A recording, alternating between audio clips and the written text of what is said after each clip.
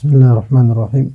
آج کا ہمارا سبق ہے علم النحو 131واں سبق ہے، فصل نمبر 17 ہے، عوامل لفظی اور معنوی کا سبق ہے عوامل لفظی اور معنوی۔ عوامل عامل کی جمع ہے اور ہم پہلے پڑھ چکے ہیں کہ ایک ہے عامل، ایک ہے معمول، ایک ہے اعراب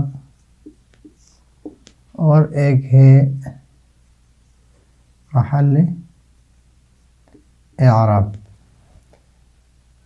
تو یہاں سے عوامل کا سبق شروع ہو رہا ہے کہ جہاں پر عوامل لفظوں میں موجود ہو، یعنی جو عمل کرتا ہے، مثلا ہم کہیں کہ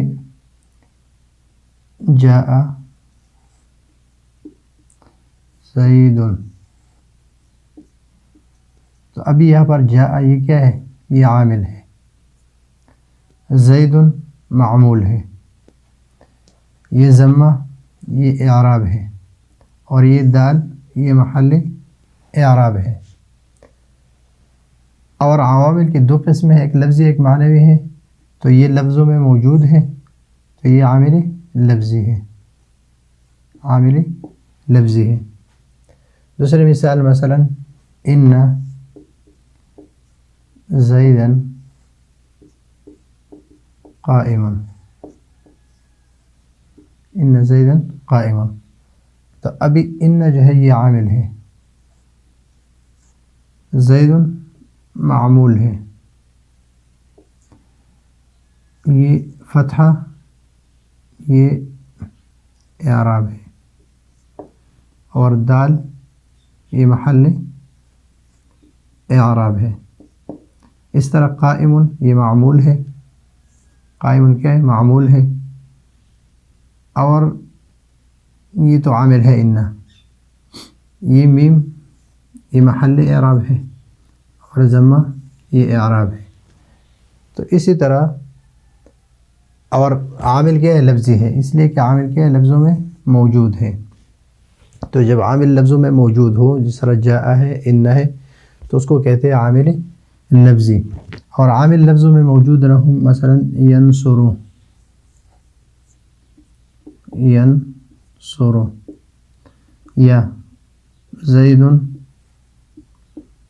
قائم، ابھی زید یہ معمول ہے، یہ اعراب ہے اور یہ دال محل اعراب ہے، لیکن عامل نہیں ہے، عامل لفظوں میں موجود نہیں ہے۔ اس میں عمل کیا ہے؟ الابتداء، اور ابتداء لفظوں میں موجود نہیں ہے، اس کو کہتے ہیں عامل معنوی۔ زید پر جو ضمہ ہے یہ کس کی وجہ سے؟ یہ عامل معنوی کی وجہ سے ہے۔ یہاں پر عامل لفظوں میں موجود نہیں ہے بلکہ عامل معنوی کی وجہ سے یا اس دال کے اوپر ضمہ ہے۔ تو یہاں پر عوامل اعراب دو قسم پر ہے، ان اعراب کی جو عوامل ہے وہ دو قسم پر ہے، ایک لفظی ہے، لفظی اس کو کہتے ہیں کہ جو لفظوں میں موجود ہو، اور ایک ہے عامل معنوی، معنوی اس کو کہتے ہیں کہ جو لفظوں میں موجود نہ ہو، مثلا زید اور قائم، تو زید پر جو ضمہ ہے یہ عامل معنوی کی وجہ سے ہے، ینصر پر جو ضمہ ہے یہ عامل معنوی کی وجہ سے ہے۔ ابھی لفظی اور معنوی، تو سب سے پہلے شروع کرتے ہیں لفظی کے بارے میں کہ لفظی عامل وہ ہے جو ظاہر لفظوں میں موجود ہو، عامل لفظی اس کو کہتے ہیں جو لفظوں میں موجود ہو، جس طرح میں نے آپ کو ان کا مثال دیا، جاء کا مثال دیا، یہاں پر علی الارض کی مثال ہے، جیسے علی الارض، علی حرف جر ہے، حروف جارہ میں سے ہے،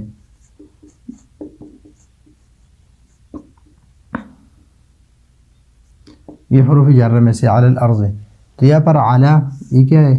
یہ عامل ہے اور لفظوں میں موجود ہے، تو اس وجہ سے کہتے ہیں عامل لفظی۔ اور یہ عامل اعراب ہے، اس لیے کہ یہ اعراب یہ کسرہ کس نے دیا؟ یہ اس عامل نے دیا ہے، یعنی الارض پر جو زیر ہے یہ کس کی وجہ سے ہے؟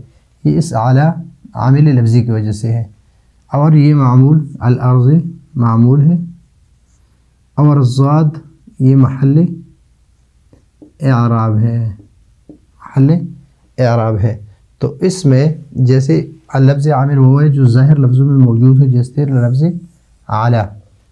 میں لفظ اعلیٰ نے کیا کر دیا، عرض کو مجرور کر دیا، یعنی عرض کو زیر دے دیا، کسرہ دے دیا.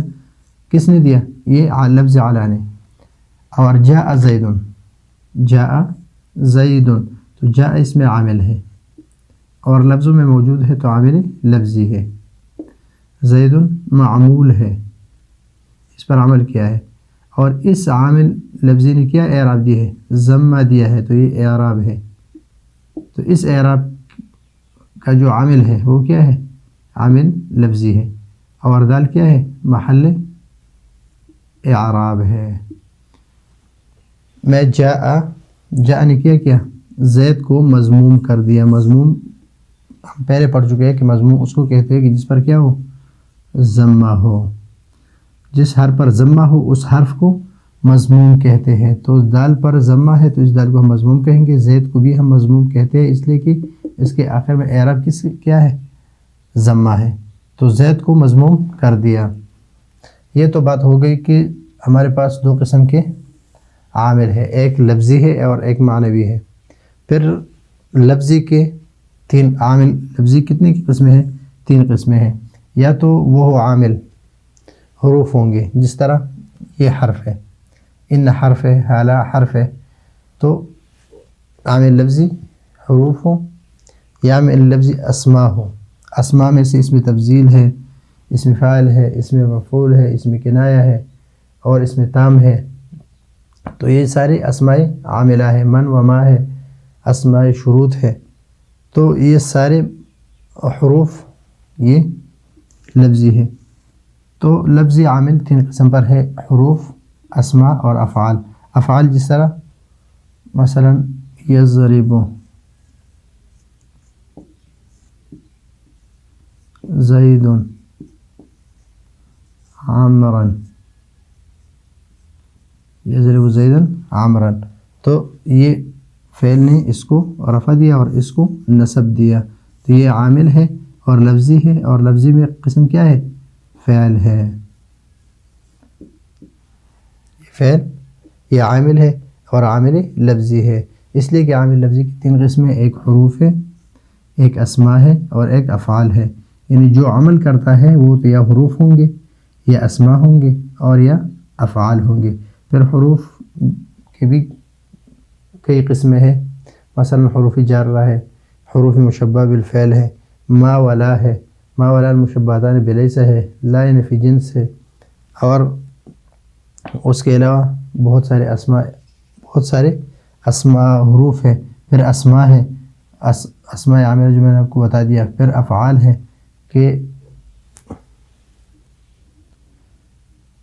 اس میں سے افعال ناقصہ ہے، اور افعال میں سے فعل متعدی، فعل لازم وہ الگ عامل ہے. پھر افعال میں سے افعال رجا ہے اور افعال تعجب ہے. تو مختلف اس کے ہر ایک کی الگ الگ اقسام ہیں، اس کو انشاءاللہ تفصیل سے بیان کریں گے. تو صرف ہم نے یہ یاد رکھنا ہے کہ عوامل دو قسم پر، ایک لفظی ہے اور ایک معنوی ہے. عوامل اعراب کی دو قسمیں، یعنی لفظی اور معنوی. لفظی عامل اس کو کہتے ہیں کہ جو لفظوں میں موجود ہو. پھر لفظی عامل کی تین قسمیں ہیں، ایک یا تو حروف ہوں گے یا اسماء ہوں گے اور یا افعال ہوں گے. تو حروف عاملہ تین ہیں، حروف، اسماء اور افعال. تو یہ ہے آج کا ہمارا سبق. اگلے سبق کے لیے اجازت چاہتے ہیں. اللہ حافظ.